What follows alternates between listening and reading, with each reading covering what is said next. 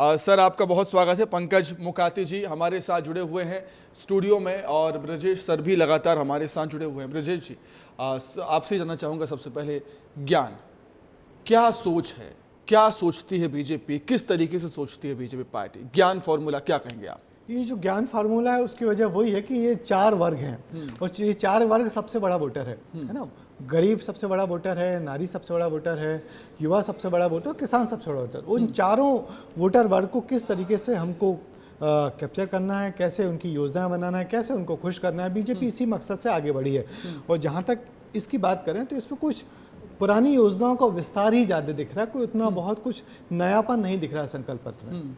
बिल्कुल। मुकाती जी क्या कुछ कहना चाहेंगे? पंकज जी आप किस तरीके से बीजेपी के संकल्प पत्र को, मोदी की गारंटी को किस तरीके से देखेंगे आप?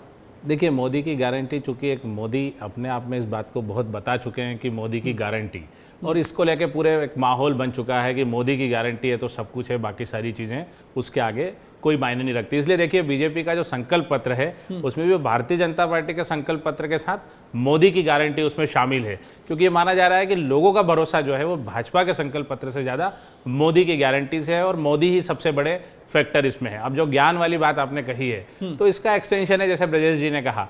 अब इसमें आप देखिए भाजपा ने लगातार जो काम किया है 2008 से आप देखेंगे तो पहले धर्म पे फोकस किया, फिर उसके बाद उनको लगा कि ये लगातार ऐसा चलने वाला मुद्दा नहीं है, फिर उन्होंने युवा पे फोकस किया और फिर डायरेक्ट बेनिफिट वाली स्कीम पर लाए। लगातार हर चुनाव के बाद वो अगले चुनाव की तैयारी कर लेते हैं। इस बार उन्होंने नारी वाला मुद्दा जो लिया है तो आप देखिए इसकी झलक आपको पहले मध्य प्रदेश छत्तीसगढ़ के चुनाव में दिख जाएगी।